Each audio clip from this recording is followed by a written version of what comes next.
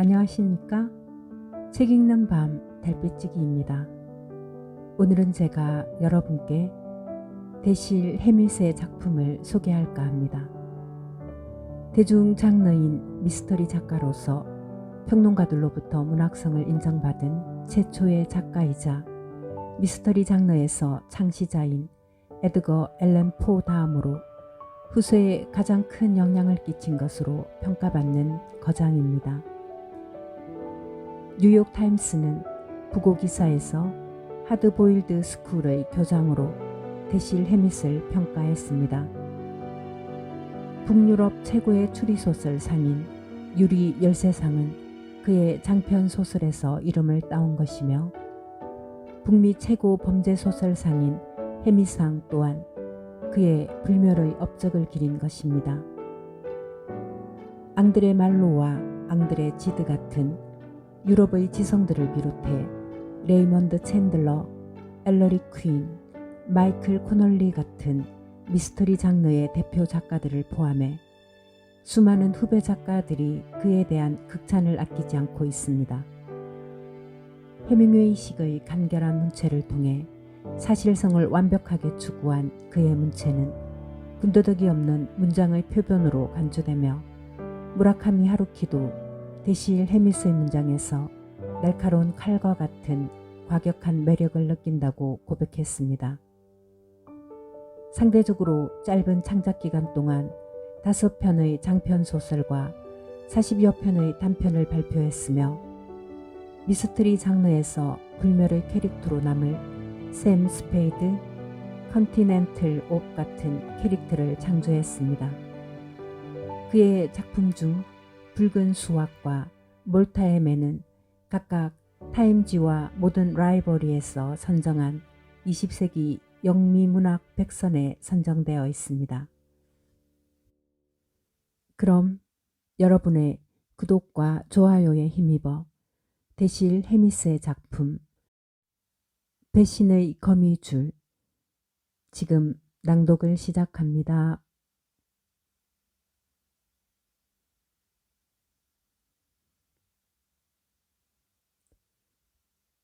에스텝 박사의 죽음에 관해서 제가 아는 거라곤 기사에 난 내용뿐입니다.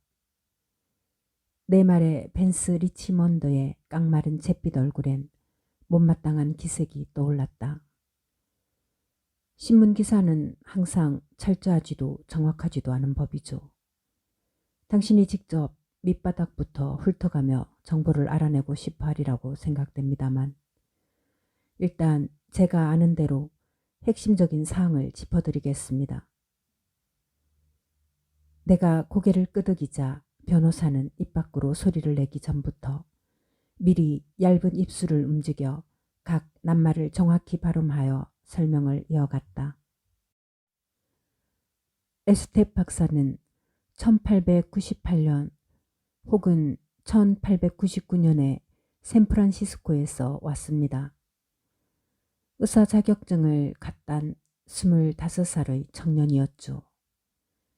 그는 이곳에서 개원을 했고 아마 댁도 아시겠지만 세월이 흐르며 상당히 뛰어난 외과의가 되었습니다. 박사는 이곳에 오고 2, 3년 뒤에 결혼을 했지요. 아이는 없었습니다. 박사와 그의 아내는 평균적인 부부들보다 얼마쯤 더 행복한 삶을 살았던 것으로 보입니다. 샌프란시스코로 오기 이전의 삶에 대해서는 알려진 것이 없어요. 아내한테는 자기가 웨스트 버지니아주 파커스버그에서 나고 자랐는데 가정 환경이 너무도 불행해 잊고만 싶다고, 그래서 그 시절에 대해서는 이야기하고 싶지 않고 심지어 생각하기조차 싫다고 간단한 이야기를 했답니다. 그 점을 명심해 두십시오. 2주 전 이달 초사월에 어느 여자분이 오후 무렵 그의 진료실을 찾았습니다. 박사의 진료실은 파인가에 있는 자택에 딸려 있지요. 에스텝 박사의 간호사 겸 비서인 로시코는 그 여인을 진료실로 안내하고 대기실에 있는 자기 자리로 돌아갔습니다. 의사 선생이 그 여인에게 하는 말은 하나도 듣지 못했지만 닫힌 문 너머로 이따금씩 여인의 목소리가 들렸다더군요. 톤이 높고 괴로워하는 목소리로 간청하는 듯 했답니다. 무슨 말인지는 대부분 못 들었지만 간호사가 확실하게 들은 문장이 있어요. 제발 부탁이에요 라고 하더니 이어 여자가 소리쳤답니다. 저를 돌려보내지 마세요. 그 여인은 대략 15분간 에스테 박사와 함께 있다가 손수건으로 얼굴을 가린 채 흐느끼며 떠나갔답니다. 에스테 박사는 그 방문객에 대해서 간호사에게도 부인에게도 아무 말도 하지 않았고 부인은 남편이 죽은 다음에야 그런 이야기를 들었습니다. 다음 날 저녁 무렵 간호사가 퇴근을 하려고 미리 모자를 쓰고 외투를 걸치고 있으려니 에스테 박사가 모자를 쓴 채 손에는 편지 한 통을 들고 진료실 밖으로 나왔습니다. 간호사는 그의 얼굴이 창백했음을 알아차렸고 제 유니폼처럼 새하얗더라고요 라고 말했습니다. 의사 선생은 비틀거리지 않으려고 통증을 참는 사람처럼 조심스럽게 걷더랍니다. 간호사가 그에게 어디 아프냐고 물었죠. 그는 아무것도 아니요. 몇 분 지나면 괜찮아질 거요 라고 대답했습니다. 그러고는 밖으로 나갔죠. 간호사는 곧장 그의 뒤를 따라 집을 나섰고 그가 길 모퉁이에 있는 우체통에 편지를 놓고 나서 집 안으로 향하는 것을 보았답니다. 10분 뒤 그보다 더 늦지는 않았을 겁니다. 아래층으로 내려온 에스테 부인은 1층에 막 당도하는 순간 남편의 진료실 쪽에서 울린 총성을 들었습니다. 다급히 달려갔지만 아무도 없더랍니다. 남편만이 책상 옆에 서서 비틀거리며 연기나는 리볼버 권총의 총구를 관자놀이에 대고 있었지요. 부인이 다가가 껴안은 순간 그는 책상 위로 쓰러지며 사망했습니다. 다른 사람은 가령 하인들 가운데 누구라도 에스테 부인이 총성이 울린 이후에 진료실로 갔다는 것을 확인해 줄 수가 없었습니까? 내 물음에 변호사는 단호히 고개를 저었다. 없어요, 빌어먹을. 그래서 사달이 난 겁니다. 한 차례 감정을 폭발시키고 난 뒤 그는 다시 예리한 어조에 평소 수준으로 가라앉은 말투로 이야기를 이어갔다. 다음 날 신문에 에스테 박사의 부고 기사가 나자 의사 선생이 사망하기 전에 그를 만나러 왔던 여성이 그날 오전 늦게 집으로 찾아왔습니다. 자기가 에스테 박사의 첫 번째 부인, 말하자면 법적인 아내라는 겁니다.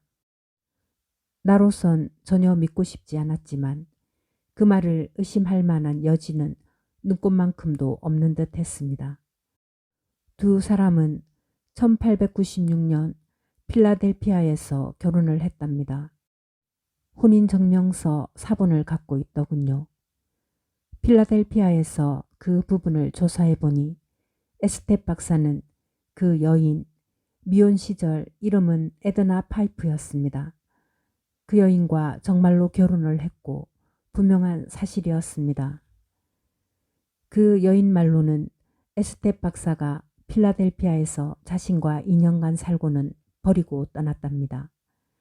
그때가 아마도 1898년이었거나 에스텝이 샌프란시스코로 오기 직전이었을 겁니다.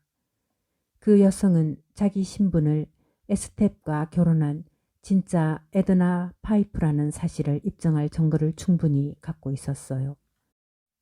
저희 쪽 사람도 에스텝이 필라델피아에서 2년간 개혼했었다는 결정적인 증거를 찾아냈습니다. 그런데 여기서 유의할 점이 있습니다. 에스텝이 파크스버그에서 나고 자랐다고 제가 이야기했었지요. 그곳에 조사를 의뢰했지만 그가 거기에 산 적이 있었다는 사실을 입증하는 근거는 아무것도 찾아내지 못했고 부인에게 말했던 주소에는 결코 산 적이 없었다는 증거만 다수 확보했습니다. 그러니까 의사 선생이 불운한 유년기 운운한 건 난처한 질문을 빠져나가려는 핑계에 지나지 않았다고 봐야겠지요. 의사 선생과 첫 부인이 이혼한 적은 있었는지에 대해서도 좀 알아보셨습니까? 지금 알아보는 중입니다만 이혼 사실을 밝혀내게 될 것 같지는 않습니다. 그렇게 되면 상황이 너무 치졸해집니다. 제 이야기를 들어보세요. 그 여성은 그 첫 번째 에스테 부인 말입니다. 남편의 행방을 최근에야 알게 되었고 화해를 시도해 볼 작정으로 그를 만나러 왔답니다. 의사 선생이 사망하기 전 오후에 찾아갔을 때는 그가 어떻게 할지 마음을 정할 시간을 좀 달라고 하더랍니다. 이틀 뒤에 결심을 알려주겠다고 약속하면서요. 그 여인과 몇 번 이야기를 나눠본 저의 사견으로는 남편이 재산을 좀 축적했다는 것을 알게 된 뒤 남편을 되찾기보다는 돈을 손에 넣는데 관심이 있는 것 같더군요. 하지만 물론 그 점은 중요하지 않습니다. 처음엔 당국에서도 그의 사인을 자연스레 자살로 받아들였습니다. 하지만 첫 번째 부인이 나타난 뒤 두 번째 부인, 나의 의뢰인이 체포되었고 살인 혐의를 받고 있어요. 경찰이 내세우는 가설은 이렇습니다. 첫 번째 부인의 방문 이후 에스테 박사가 둘째 부인에게 모든 사연을 밝혔고 그러자 남편이 자신을 속였으며 자신이 그의 아내가 아니었다는 사실을 곰곰이 곱씹던 부인이 마침내 경로하여 간호사가 퇴근하고 난 뒤 진료실로 찾아가 남편이 항상 책상에 넣어둔다는 것을 잘 알고 있는 권총으로 쏘아 죽였다는 겁니다. 물론 저로서는 검찰에서 정확히 어떤 증거를 확보하고 있는지 모르지만 신문기사에 드러난 사실을 취합해보면 의사 선생이 살해당한 권총에 남아있는 부인의 지문과 책상에 엎어진 잉크병, 부인이 입고 있던 드레스에 흩뿌려진 잉크 얼룩, 그리고 책상에 놓여있던 찢어진 신문에 찍힌 손자국 잉크가 부인에 대한 혐의 증거로 제출될 것 같습니다. 부인이 처음에 취한 행동이 남편 손에서 권총을 빼앗는 것이었으니 그것은 불행하지만 완벽히 자연스러운 결과입니다. 권총에 부인의 지문이 남은 게 설명이 되지요. 말씀드렸다시피 의사 선생이 쓰러지려는 순간 부인이 그를 끌어안았다고 하는데 다만 그 부분에 대해서는 부인의 기억이 아주 명료하지 않습니다. 그러니 의사 선생이 책상 위로 꼬꾸라지면서 부인을 함께 쓰러뜨렸을 가능성도 있어요. 그러면 엎어진 잉크병과 찢어진 신문, 잉크 얼룩이 설명됩니다. 하지만 검찰 측에서 그러한 일들이 모두 총성 이전에 일어났다고 배심원단들을 설득하려고 합니다.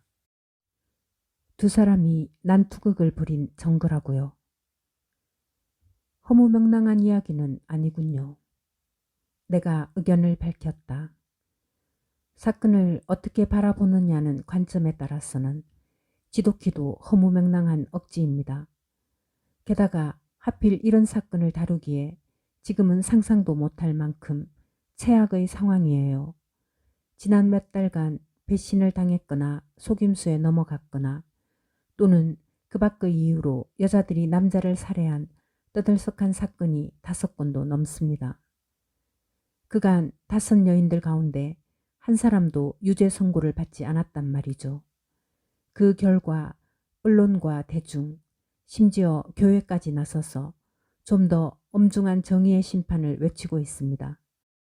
신문사마다 명예훼손 소송에 걸릴 수위를 넘지 않는 한도 내에서 최대한 강하게 에스테 부인을 비난하고 있습니다. 모두들 부인을 본보기로 단죄해야 한다고 떠들어대고 있지요. 그것만으로도 충분치 않은지 담당 지방검사가 최근 대형 사건에서 2번이나 패소하는 바람에 이번엔 꼭 피를 보려고 할 겁니다. 선거일이 머지않았거든요. 침착하고 엄격까지 했던 변호사의 목소리는 이제 사라지고 없었다. 대신에 열변이 터져 나왔다. 댁은 어떻게 생각하는지 모르겠군요. 선생은 탐정이니까요. 이런 사건은 탐정들에겐 흔하겠죠. 댁들은 다소 냉담한 편이니 아마 댁애들 상대의 결벽에 대해 회의적일 겁니다. 하지만 저는 에스텝 부인이 남편을 죽이지 않았다는 걸 압니다. 제 의뢰인이라서 하는 말이 아니에요.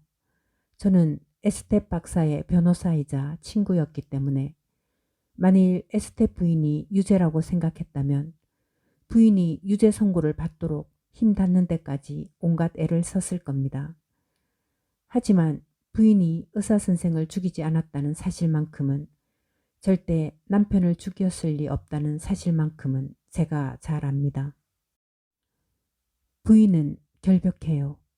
하지만 제가 이처럼 심증 이상의 변론을 준비하지 못하고 법정에 들어간다면 부인이 유죄 선고를 받게 되리라는 점 또한 잘 압니다. 그간 여성 범죄자들에게 지나치게 관대했다는 것이 대중들의 생각이니까요. 저울의 추가 반대편으로 향하고 있으니 에스텝 부인이 유죄 판결을 받는다면 극형이 선고될 겁니다. 그래서 댁한테 사건을 맡기는 겁니다. 부인을 구할 수 있겠습니까? 리치먼드가 소리쳤다. 최선의 방법은 의사 선생이 죽기 전에 붙인 편지를 확보하는 것이겠네요. 어떤 남자가 편지를 써서 붙이고 난 다음에 권총으로 자살했다면 그 편지가 자살과 아무런 관련이 없을 순 없거든요. 첫 번째 부인에게 편지에 대해서 물어보셨습니까? 변호사가 사건의 사실관계와 상관없이 했던 말은 전부 무시하며 내가 물었다. 물어봤지만 편지를 받은 적이 없답니다. 그거 이상하군요. 만일 의사 선생이 그 여인의 출연으로 자살에 이르렀다면 모든 정황으로 보아 편지는 그 부인에게 쓴 것이어야 할 텐데요. 두 번째 부인한테 썼을 수도 있겠지만 그랬다면 우편으로 붙일 리가 없었겠지요. 혹시 그 여인이 편지에 대해서 거짓말을 할 만한 이유가 있을까요? 네. 변호사가 천천히 설명했다. 제 생각으론 그럴 만한 이유가 있습니다. 유언장에 전 재산을 둘째 부인에게 남긴다고 했거든요. 물론 첫 번째 부인은 유일한 합법적인 아내로서 아무 어려움 없이 그 유언을 무효로 만들 겁니다. 하지만 두 번째 부인이 첫 번째 부인의 존재에 대해서 알지 못했으며 정말로 자신이 에스텝 박사의 합법적인 아내라고 믿었다는 사실이 밝혀진다면 최소한 재산의 일부는 받게 될 거라고 생각합니다. 상황을 고려한다면 어떤 법정이라도 부인한테서는 모든 것을 빼앗을 리 없어요. 하지만 부인이 에스텝 박사 살해 혐의로 유죄 판결을 받는다면 그런 정상 참작은 이루어질 수 없을 테고 첫 번째 부인이 푼돈까지 다 챙기겠죠. 죄 없는 사람을 교수대로 보낼 만큼 의사가 남긴 재산의 절반이 그렇게 대단합니까? 유산을 대략 50만 달러 정도 남겼습니다. 25만 달러면 하찮은 동기가 아니죠. 첫 번째 부인이 그런 짓을 하기에 충분한 인물로 보이던가요? 직접 만나보신 느낌으로 말입니다. 솔직히 말해서 그렇습니다. 제가 본 그 여인의 인상은 양심에 끄리낌 없이 대단한 인물은 아니었어요. 첫 번째 부인이 지내는 곳은 어디죠? 내가 물었다. 현재 몽고메리 호텔에 묵고 있습니다. 집은 루이빌일 겁니다. 하지만 당신이 직접 그 여인과 이야기를 한다 해도 아무것도 얻어내진 못할 겁니다. 서머시 앤더 퀼 법률회사를 변호인단으로 선임했는데 아주 평판이 좋은 회사고 당신도 그리로 연결해 줄 겁니다. 그쪽에선 아무 얘기도 해주지 않을 테고요. 하지만 그 여인의 행동에 정직하지 않은 부분이 있다 해도 가령 에스테 박사의 편지를 숨긴다거나 하는 일 말입니다. 서머싯 앤드 퀴레스는 그에 관해 전혀 모를 것이라고 확신합니다. 의뢰인이신 두 번째 에스테 부인과 제가 이야기를 나눠볼 수 있을까요? 안타깝지만 지금은 곤란합니다. 아마 하루 이틀 지나야 할 거예요. 부인은 지금 쓰러지기 직전이에요. 줄곧 몸이 약했던 분이 남편을 잃은 충격에다 곧이어 체포와 구금까지 당했으니 감당할 수가 없었을 겁니다. 부인은 보석 신청도 기각된 채 교도소에 갇혀 있어요. 시립병원에 있는 재소자 병동으로 이송시켜 보려고 제가 애를 썼지만 당국에선 부인의 와병을 그저 술책이라고 여기는 듯합니다. 부인의 상태는 정말로 심각한데 말이죠. 그의 목소리가 또다시 침착성을 잃고 있었으므로 나는 모자를 집어들고 당장 일에 착수하겠다는 말을 한 뒤로 밖으로 나왔다. 나는 웅변을 싫어한다. 마음을 뚫고 들어올 만큼 효과도 없을 뿐더러 따분하다. 혹시라도 마음을 뚫고 들어온다 해도 생각을 방해할 뿐이다. 이후 몇 시간 동안 에스텝 집안의 하인들을 신문했지만 별 소득이 없었다.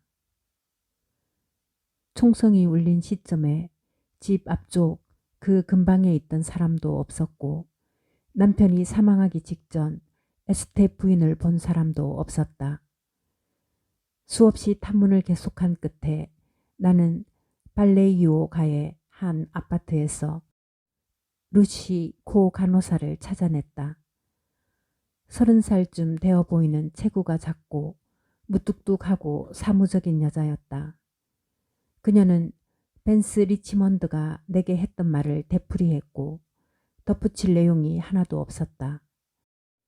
그것으로 에스텝 부인 쪽 수사는 끝이었으므로 보통 잘 일어나지 않는 기적을 제외한다면 사건 해결을 위한 유일한 희망은 에스텝 박사가 첫 번째 부인에게 보냈을 것으로 보이는 편지를 찾는 길 뿐이었다. 나는 몽고메리 호텔로 향했다. 몽고메리 호텔 경영진과는 상당한 친분이 있어 법에 아주 저촉되지 않는 한 무엇이든 알아낼 수 있었다. 그래서 나는 호텔에 당도하자마자 부지배인 가운데 한 사람인 스테이시를 찾았다. 여기 묵고 있는 에스텝 부인이라는 사람에 대해 뭐 좀 압니까? 내가 물었다. 전 아무것도 모르지만요. 몇 분 기다려 주시면 뭐라도 알아보겠습니다. 부지배인은 10분쯤 사라졌다. 그 손님에 대해선 별로 아는 사람이 없는 듯합니다. 되돌아온 그가 내게 말했다. 교환은 아가씨들과 벨보이, 룸메이드, 프런트 직원, 경비에게 다 물어보았지만 아무도 이렇다 할 얘기를 해주지 못하더군요. 숙박부엔 이달 초이틀부터 루이빌르에서 온 걸로 기록되어 있습니다. 과거에 이곳을 방문한 적은 전혀 없고 도시에 대해서도 낯설어 하는 듯합니다. 주변 자리에 대해 몇 번이나 물어보더랍니다. 우편물 담당 직원들은 그 여인에게 우편물을 전달한 기억이 없다 하고 교환원 아가씨들도 전화 연결을 한 적이 없다 합니다. 드나드는 시간은 규칙적이어서 대개 오전 10시나 그 이후에 나가서 자정전에 들어옵니다. 방문객이나 친구도 없는 것 같습니다. 그 여성에게 오는 우편물을 지켜보다가 편지가 오면 우체국 소인과 발신인 주소를 나에게 알려주시겠습니까? 그러죠. 교환원 아가씨들한테도 전화 통화 내용을 엿들어 달라고 해 주실 거죠? 네. 지금 방에 있습니까? 아니요. 조금 전에 나갔습니다. 잘 됐네요. 방에 올라가서 소지품을 살펴보고 싶습니다. 스테이시는 나를 날카롭게 쳐다보더니 헛기침을 했다. 그게 그렇게도 중요한 일인가요? 제가 드릴 수 있는 도움은 다 드리고 싶지만 한 여인의 목숨이 달려있을 정도로 중요한 일입니다. 내가 장담했다. 좋습니다. 우리가 볼일을 끝내기 전에 손님이 들어오면 알려달라고 프론트 직원에게 이야기해두죠. 그런 다음에 곧장 올라가죠. 그가 말했다. 여인의 방엔 작은 여행 가방 2개와 트렁크 하나가 있었는데 모두 잠기지 않은 채였고 중요한 것들은 하나도 들어있지 않았다. 편지는 없었다. 사실 이렇다 할 물건이 없어도 너무 없었어. 나는 그 여인이 소지품 수색을 예상하고 있었던 모양이라고 거의 확신했다. 다시 아래층으로 내려온 나는 열쇠 보관함이 잘 보이는 안락의자에 자리를 잡고 앉아 첫 번째 에스테 부인이라는 사람이 나타나기를 기다렸다. 그녀는 그날 밤 11시 15분에 들어왔다. 45세에서 50세 정도의 덩치가 크고 옷을 잘 차려 입었으며 자신감이 흘러넘쳤다. 입과 턱이 꽤 매정해 보이는 얼굴이었지만 흉할 정도는 아니었다. 능력 있는 여성으로 원하는 것은 손에 넣고야 말 것처럼 보였다. 이튿날 아침 괴종시계가 8시를 알릴 때 몽고메리 호텔로 들어선 나는 이번에는 엘리베이터가 시야에 들어오는 자리를 골라 앉았다. 10시 30분에 에스테 부인이 호텔을 나서자 뒤를 밟았다. 남편이 죽기 직전에 쓴 편지를 받지 못했다는 여인의 주장은 내가 파악한 가능성과 맞아떨어지지 않았다. 탐정업계에서는 쓸만한 좌우명이 하나 있다. 의심이 들면 미행하라. 오페를가에 있는 식당에서 아침을 먹은 여인은 쇼핑가로 향했다. 길고도 지리한 시간 동안 내가 느낀 것보다 훨씬 짧은 시간이었겠지만 그녀는 사람들로 붐비는 백화점에서도 가장 복잡한 구역으로 나를 끌고 다녔다. 아무것도 사지 않았지만 아내를 위해 심부름을 넣은 키가 작고 뚱뚱한 남자를 흉내내는 나를 끌고 다니며 상당히 많은 물건들을 세심하게 살폈다. 그러는 동안 튼튼한 여자들은 나와 몸을 부딪혔고 마른 여자들은 나를 스치고 지나갔으며 온갖 부류의 여자들이 내 앞길을 막아서다 발을 밟고 스쳐갔다. 내가 1.2kg쯤 땀을 쏟아내고 난 뒤에야 마침내 그녀는 쇼핑가를 벗어나 산책을 넣은 양 한가로운 걸음걸이로 유니언 스퀘어를 가로질렀다. 그 길을 4분의 3쯤 걷다 말고 그녀는 돌연 방향을 틀어 오던 길을 되돌아가며 지나치는 사람들을 하나하나 예리하게 관찰했다. 그녀와 마주칠 때쯤 나는 벤치에 앉아 하루 묵은 버려진 신문을 읽고 있었다. 그녀는 포스트 각까지 걸어 내려간 다음 커니가로 접어들었고 이따금씩 상점 쇼윈도를 구경하느라 혹은 구경하는 것처럼 보이느라 걸음을 멈추었다. 나는 느긋한 걸음걸이로 때로는 그녀와 나란히 걷기도 하고 때로는 거의 바로 뒤에 있다가 때로는 앞쪽에서 걸음을 옮겼다. 여인은 주변 사람들을 살피며 자기가 미행당하고 있는지 아닌지 판단하려고 애쓰는 중이었다. 하지만 이렇게 분주한 도심에서 내가 걱정할 이유는 없었다. 덜 붐비는 거리에서라면 사정이 달랐을 수도 있지만 그렇다고 해도 꼭 위험한 것만은 아니었다. 미행에는 4가지 원칙이 있다. 가능한 미행 당사자와의 거리를 멀리하라. 절대 숨으려고 하지 마라. 어떤 일이 있더라도 자연스럽게 행동하라. 상대와 절대로 눈을 마주치지 마라. 이 원칙만 따른다면 특이한 성향이 아닌 한 미행은 탐정에게 가장 쉬운 임무이다. 얼마쯤 지나 아무도 따라오는 사람이 없음을 확인한 에스테 부인은 다시 파월가로 방향을 틀어 세인트 프랜시스 호텔 앞 정류장에서 택시를 탔다. 나는 유니언스 스퀘어 옆쪽으로 기어리가를 따라 쭉 늘어서 있는 임대용 차량 중에서 수수한 차를 한 대 잡아타고 뒤를 쫓았다. 포스트가를 빠져나가 라구나가로 접어든 순간 택시가 곧 인도로 다가가더니 멈춰섰다. 여인이 택시에서 내려 기사에게 돈을 내고는 아파트 건물로 이어지는 계단으로 올라갔다. 나는 차에 속도를 늦춰 그 거리 위쪽 반대편 인도 가까이에 차를 갖다 붙이게 했다. 택시가 모퉁이를 돌아 사라지자 에스테 부인이 아파트 건물 현관에서 빠져나와 인도로 내려오더니 라구나가를 걸어 내려가기 시작했다. 지나쳐가요. 내가 운전기사에게 말했다. 그녀와의 거리가 좁아졌다. 우리 차가 그녀와 나란해지자 여인은 또 다른 건물의 현관 계단을 올라갔고 이번에는 초인종을 눌렀다.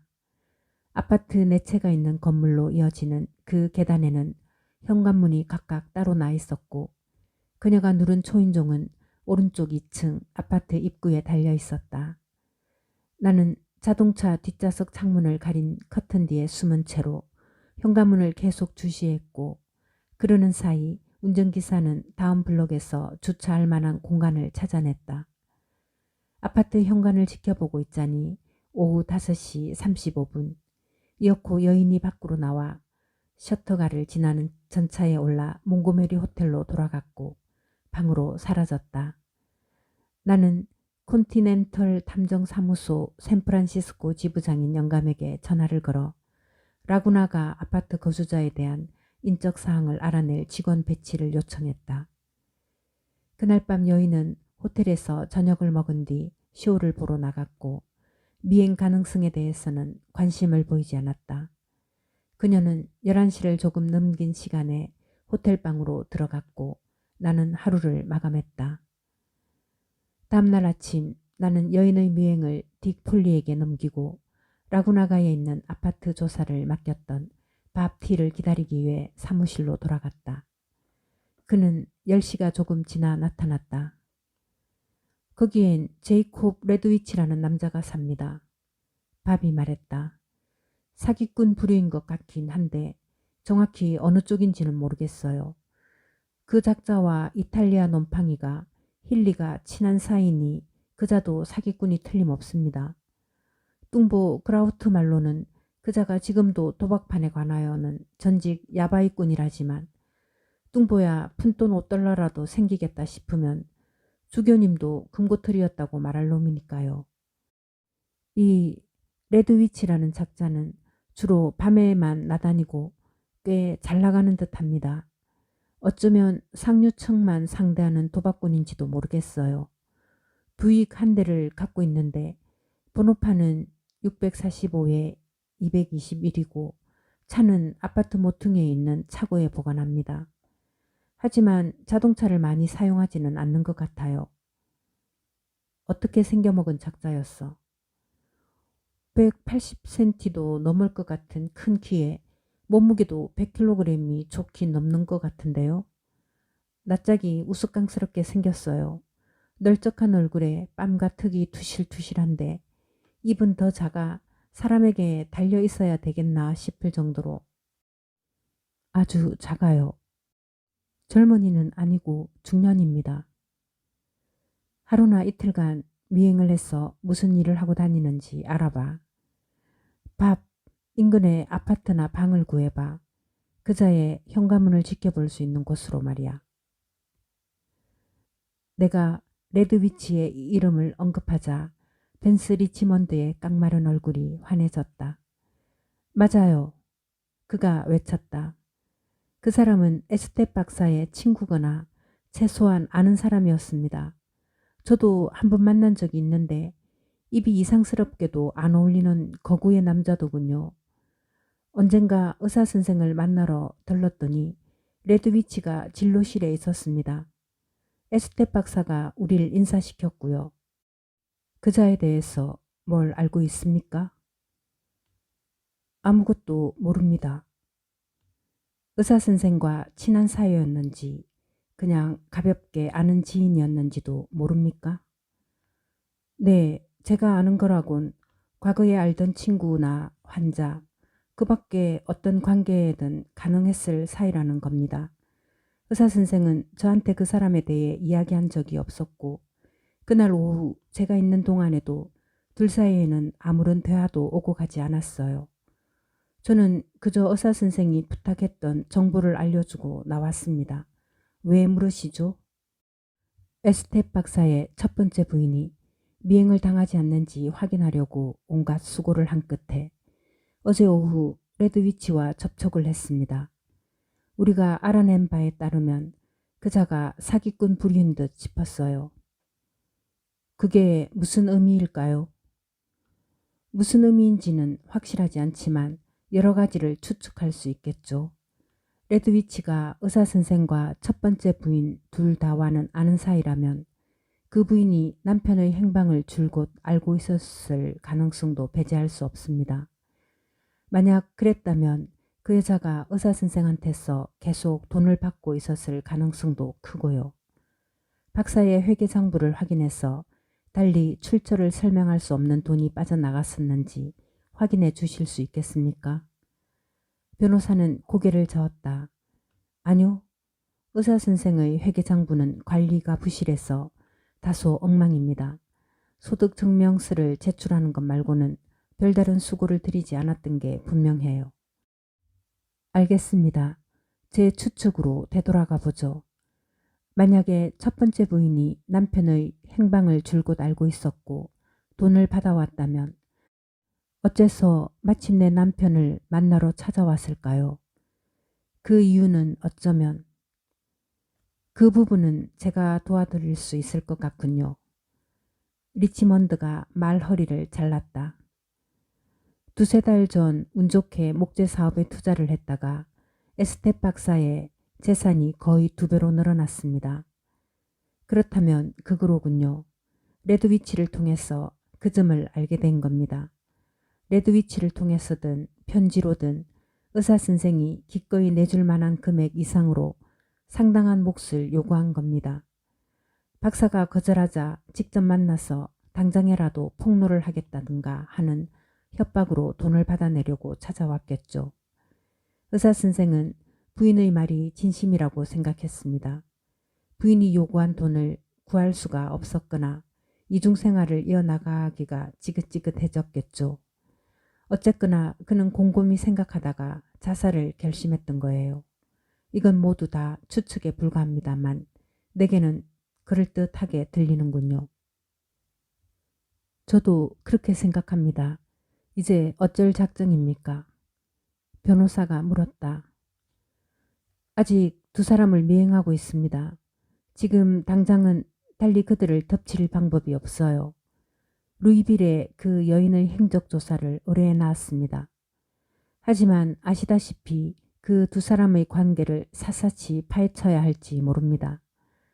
사정을 알아낸다고 해도 에스텝 박사가 죽기 전에 쓴 편지를 찾아낸다는 보장은 여전히 없어요. 그 여인이 편지를 없애버렸을 공산이 큽니다.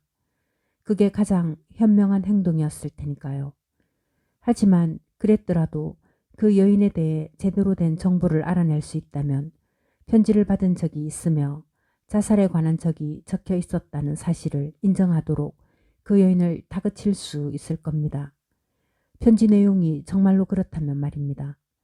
그렇게 되면 댁의 의뢰인을 빼내기에는 충분하겠죠. 오늘 그분은 어떠십니까? 좀 나아지셨나요? 레드위치에 대해 언론하는 동안 변호사의 깡마른 얼굴에 떠올랐던 활기가 사라지고 다시 창백함이 번져갔다. 부인은 어젯밤 완전히 정신을 놓아 병원으로 이송되었습니다. 애당초 그리로 갔어야 했는데 말입니다. 사실대로 말씀드리자면 부인께 곧 자유를 찾아주지 못하면 우리 도움은 아예 필요도 없어질 겁니다. 보석으로 부인을 빼내려고 알고 있는 연줄을 전부 동원해 최선을 다해봤지만 그쪽 방면으로는 성사될 가능성이 거의 없어요. 남편을 살해한 혐의로 죄수가 되어 갇혀있다는 사실 때문에 부인은 죽어가고 있습니다. 젊지도 않은 데다 줄곧 신경쇠약을 앓던 부인이에요. 남편을 잃은 충격만으로도 쓰러지기에 충분한 상황인데 지금 이런 지경이니 댁이 부인을 빼내주어야 합니다. 그것도 빨리요. 그는 감정에 복받친 목소리로 열변을 토하며 사무실을 성큼성큼 오가고 있었다. 나는 재빨리 그곳을 빠져나왔다. 변호사 사무실에서 탐정사무소로 돌아온 나는 밥티일이 라구나가에 빌린 가구 딸린 아파트 주소를 전화로 알려왔다는 보고를 들었다. 그 아파트를 둘러보려고 전차에 올라 그리로 향했다. 그러나 나는 목적지까지 가지 못했다. 전차에서 내려 라구나가를 걸어 내려가고 있자니 밥티일이 내 쪽으로 다가오는 것이 보였다. 밥과 나 사이에서 역시나 내 쪽으로 걸어오고 있는 거구의 사내가 제이콥 레드위치임을 나는 알아차렸다. 조그만 입술을 에워싼 큼지막한 붉은 얼굴을 지닌 거구의 사나이. 나는 레드위치와 밥 둘 다에게 별다른 관심을 보이지 않은 채 지나쳐 계속해서 길을 걸었다. 다음 모퉁이에서 담배를 마는 척 걸음을 멈추고 두 사람을 흘끔 보았다. 내가 활기에 넘치게 된 건 바로 그때였다. 레드위치가 뭔가를 사려는 듯 길거리 건물 입구에 있는 시가 가판대에서 걸음을 멈추었다. 미행에 익숙한 밥티일은 그를 지나쳐 계속해서 인도로 걸어가고 있었다. 밥은 레드위치가 시가나 담배를 살 목적으로 나왔는지, 그래서 물건을 사들고 아파트로 돌아갈 것인지, 아니면 물건을 산 뒤 계속해서 전찻길로 갈 것인지 가늠해 본 뒤 어느 경우이건 기다릴 것이다. 그러나 레드위치가 시가 가판대 앞에서 걸음을 멈추자 길 건너편에서 남자 하나가 갑자기 보행을 중단하고 건물 현관 쪽으로 들어가 그늘에 몸을 숨기고 섰다. 그제야 생각해보니 그 남자는 밥과 레드위치가 오던 길 건너편 인도에서 같은 방향으로 걷고 있었다. 그 남자 역시 레드위치를 미행하고 있었다. 그 무렵 레드위치는 가판대에서 볼일을 끝냈다. 밥은 전찻길에서 가장 가까운 서터가에 도착했다. 레드위치는 그쪽 방향으로 걷기 시작했다. 건물 현관에 숨어있던 남자도 밖으로 나와 그를 뒤쫓았다. 나는 그 남자를 미행했다. 내가 길모퉁이에 막 당도했을 때 선착장행 전차가 서터가에 도착했다. 레드위치와 나는 함께 전차에 올랐다. 수수께끼에 나선 산에는 전차가 다시 움직이려 할 때까지 길모퉁이로부터 몇 발자국 떨어진 인도에서 신발끈을 쥐고 실험을 하다가 역시나 몸을 날려 전차를 탔다. 전차 뒤쪽에 있던 내 옆으로 와선 그는 전신 작업복을 입은 덩치 큰 남자 뒤에 숨어 이따금씩 어깨너머로 레드위치를 훔쳐보았다. 교차로 위쪽까지 올라갔던 밥은 레드위치와 그 아마추어 탐정, 그가 아마추어라는 것은 의심의 여지가 없었다. 내가 전차에 탔을 때 이미 자리에 앉아 있었다. 나는 이 아마추어가 고개를 쭉 빼고 레드위치를 훔쳐보는 동안 그를 관찰했다. 체구가 작고 깡마르고 허약한 탐정이었다. 외모 가운데 가장 인상적인 부분은 코였는데 축 늘어진 코가 시종일관 초조하게 실룩거렸다. 의복은 오래되어 남루했고 나이는 50대 언저리로 보였다. 몇 분간 관찰한 끝에 나는 그가 우리의 미행극에서 밥티일의 역할을 알아차리지 못했다고 판단했다.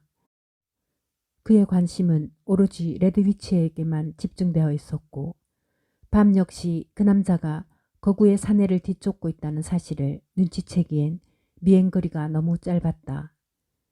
그래서 나는 마침 밥 옆에 빈자리가 나자 담배를 내던지고 전차 안쪽으로 들어가 코를 실룩거리는 왜소한 남자를 등진 채로 좌석에 앉았다. 몇 블록 더 가서 내린 다음에 아파트로 돌아가 있게. 내가 지시할 때까지 더는 레드위치를 미행하지 마. 그냥 집만 지켜. 그자한테 새 한 마리가 따라 붙었으니 어떻게 하려는지 봐야겠어. 나지막하게 밥에게 말했다. 그는 툴툴거리며 알아들었음을 알리고는 몇 분 뒤에 전차에서 내렸다. 스톡튼가에서 레드위치가 내리자 코실룩이 산에도 따라 내렸고 내가 그 뒤를 따랐다. 그 순서 그대로 우리는 그날 오후 내내 시내를 돌아다녔다.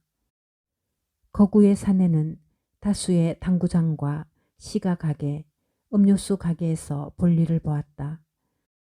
내가 알기로는 그런 가게에선 대부분 템포런이든 티오아나든 티모니움이든 북미 지역에서 달리는 그 어떤 경주마에도 내깃돈을 걸 수 있었다. 레드위치가 그런 곳에서 정확히 무엇을 했는지는 알아보지 않았다.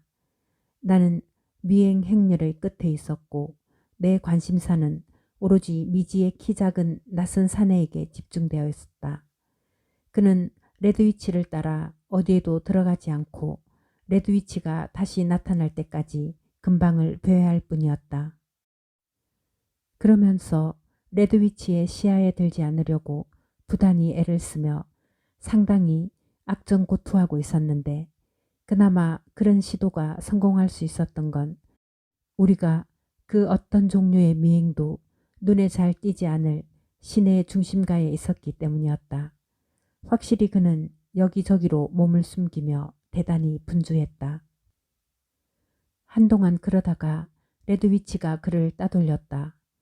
거구의 사내는 다른 사내와 함께 시가가게에서 나와 인도 옆 서 있던 자동차에 올라 사라져 버렸다. 원통함에 코를 실룩거리던 남자를 인도 끝에 버려둔 채로 교차로 바로 근방에 택시 한 대가 있었지만 그는 그 사실을 알지 못했든지 아니면 차비를 댈 돈이 충분하지 않은 듯했다. 그래서 나는 그가 라구나가로 되돌아갈 것이라고 생각했지만 예상은 빗나갔다. 그는 나를 키어니가에서 포츠머까지 이끌더니 잔디밭에 대자로 엎드리고 검정색 파이프 담배에 불을 붙이고는 스티븐슨 기념비를 멍하니 쳐다보고 있었다. 아마도 그걸 바라보고 있다는 사실조차 인식하지 못하는 듯했다. 나는 약간 떨어진 풀밭에 편히 자리를 잡고 앉았다. 완벽하게 동그란 얼굴을 한 두 아이를 데려온 중국 여인과 경쾌하게 체크무늬 양복을 입은 포르투갈 노인 사이에 앉아 미지의 사내와 함께 오후를 흘러보냈다. 해가 지평선 가까이 떨어져 싸늘해지자 작은 사내는 몸을 일으켜 옷을 털고는 키어니가로 되돌아가 싸구려 간이 식당에서 보잘것없는 식사를 했다. 그리고 몇 건물 떨어진 호텔로 들어가 벽에 줄지어 있는 고리에서 열쇠를 받아들고 어두운 복도로 사라졌다. 숙박부를 뒤진 나는 그가 가져간 열쇠에 해당하는 방이 미주리주 세인트루이스에서 온 존 보이드 앞으로 되어 있으며 전날 도착했음을 알아냈다. 이것저것 캐묻기에 안전한 종류의 호텔이 아니었으므로 다시 길바닥으로 나가 가장 눈에 덜 띄는 근처 길모퉁이에서 잠복했다. 땅거미가 내리자 가로등과 상점에 불빛이 들어왔다. 날이 어두워졌다. 키어니가를 지나는 밤의 행렬이 나를 스쳐갔다. 지나치게 말쑥한 옷차림으로 절대 빠질 수 없는 블랙잭 게임을 하러 가는 필리핀 청년들, 낮에 자느라 아직도 눈꺼풀이 묵직한 천박한 차림새의 아가씨들, 퇴근 전에 보고를 마치려고 본사로 돌아가는 평범한 옷차림의 사내들, 차이나타운에서 왔거나 그리로 향하는 중국인들, 짝을 이루어 다니며 뭔가 소일거리를 찾아 어슬렁거리는 선원들, 이탈리아 식당과 프랑스 식당으로 향하는 허기진 사람들, 경찰에 잡혀간 친구나 친척을 빼내보려고 길모퉁이에 있는 보석 중개인 사무실을 찾아가는 걱정스러운 표정의 사람들, 일을 끝내고 집으로 향하는 이탈리아인들, 뜻듣지 못한 다양한 심부름에서 수상쩍은 얼굴로 눈치를 보는 각양각색의 군상들. 자정이 되었지만 존 보이드는 나타나지 않았다. 나는 하루를 마감하고 집으로 갔다. 잠자리에 들기 전 딕 폴리와 통화를 했다. 그는 에스테 부인이 온종일 별다른 일을 하지 않았으며 우편물이나 전화를 받은 적도 없다고 보고했다. 나는 존 보이드와의 일을 해결할 때까지 부인에 대한 미행을 중단하라고 말했다. 보이드가 그 여인에게 관심을 돌릴지도 모른다는 점이 염려되었고 그녀가 미행을 당하고 있다는 사실을 그에게 들키고 싶지 않았다. 나는 이미 밥 티일에게 레드위치의 아파트를 단순히 관찰하고만 있으라고 지시해 두었다. 그가 언제 들어오고 나가는지 누구와 움직이는지만 살피라고 했고 이제 여인을 담당하고 있는 딕에게도 같은 지시를 내렸다. 이 보이드라는 인물과 그 여인이 한 통속이라는 것이 나의 추측이었다. 레드위치가 배신을 하지 못하도록 그녀가 거구의 사내에게 남자를 붙인 것이라고. 하지만 어디까지나 내 짐작이었으므로 추측만으로는 너무 무리한 도박을 하고 싶진 않았다. 다음날 아침 나는 군용 셔츠와 신발, 오래되어 색이 바랜 모자, 완전 누더기는 아니지만 존 보이드의 남루한 옷에 비해 지나치게 두드러져 보이지 않을 만큼은 충분히 낡은 양복을 찾아 입었다. 보이가 호텔을 나선 건 9시가 조금 지난 시각이었고 전날 밤에 갔던 싸구려 식당에서 아침 식사를 했다. 그러고는 라구나가에 이동하여 길바닥 한 구석에서 자리를 잡은 뒤 제이콥 레드위치를 기다렸다. 그의 기다림은 길었다. 그는 하루 종일 대기했다.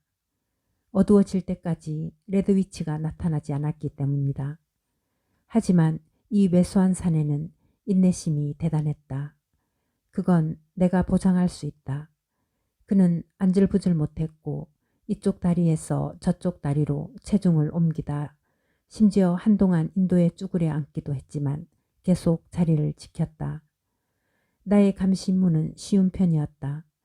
레드위치의 아파트를 감시할 목적으로 밥 티일이 세낸 가구 딸린 아파트는 보이드가 기다리고 있는 길모퉁이에 면한 도로의 건너편 1층이었다.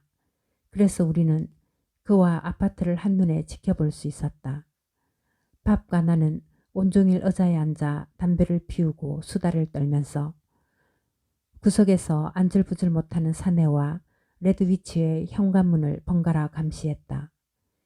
땅거미가 막 완전히 내려앉았을 무렵 레드위치가 밖으로 나와 전차 쪽으로 걷기 시작했다.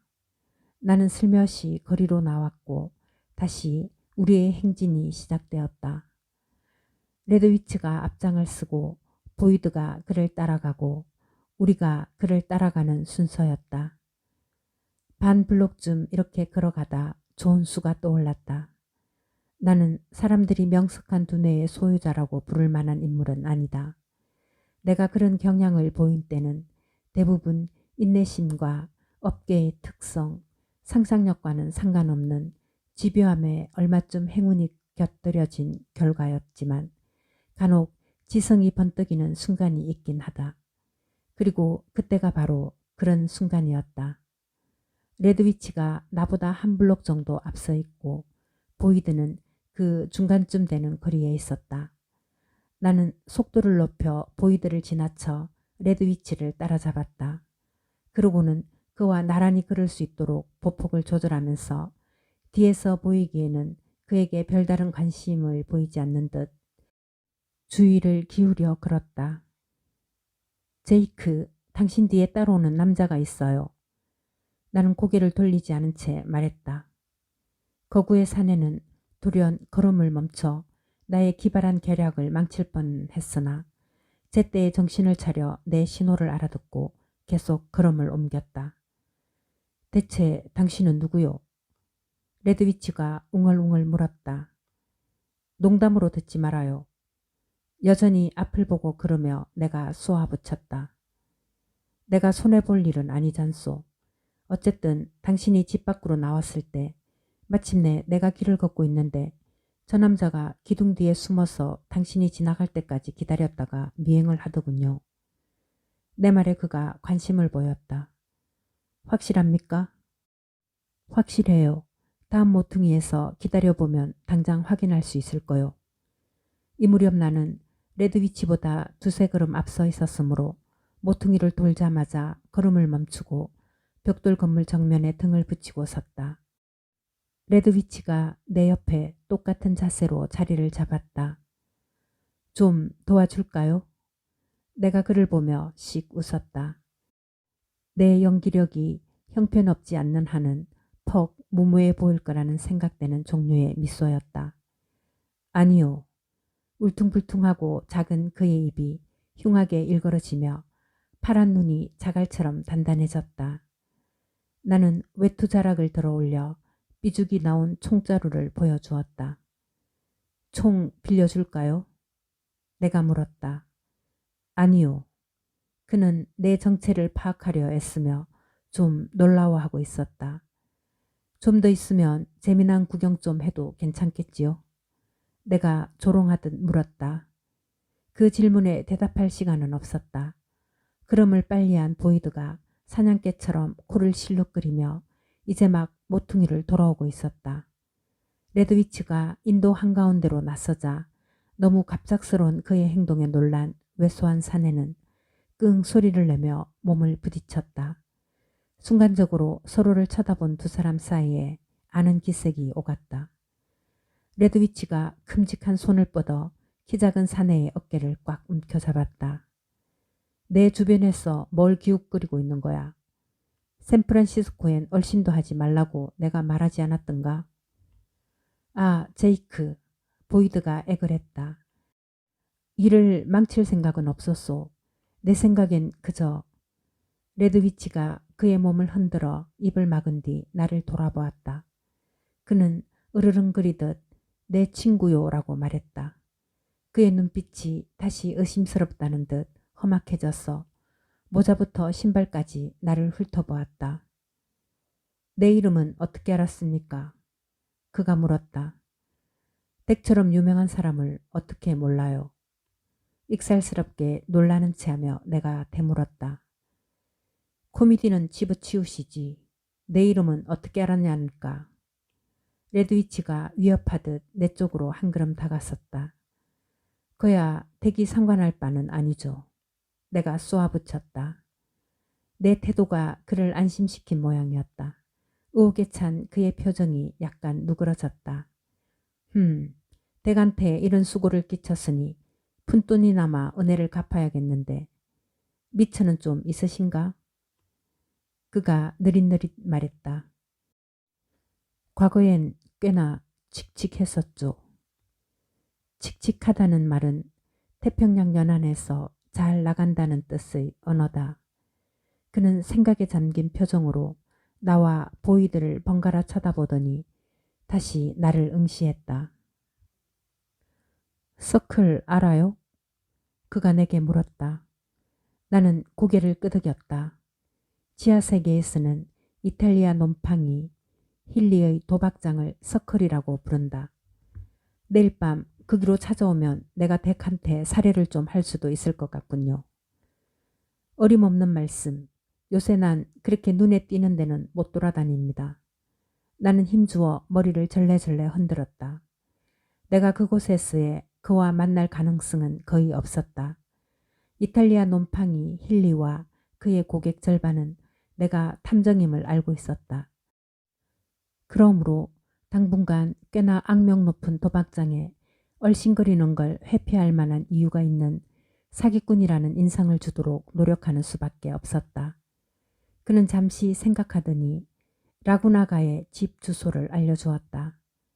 내일 이맘때 들르면 당신이 솔깃할 만한 제안을 할지도 모르겠군요. 덱한테 그런 배짱이 있다면 말이오. 생각해보죠. 나는 애매하게 대답한 뒤 가던 길을 가려는 듯 돌아섰다. 잠깐만요. 그가 불러 세우는 바람에 다시 그를 마주 보았다. 당신 이름은 뭡니까? 위시어요. 이름까지 알고 싶다면 샤인이고. 샤인 위시어.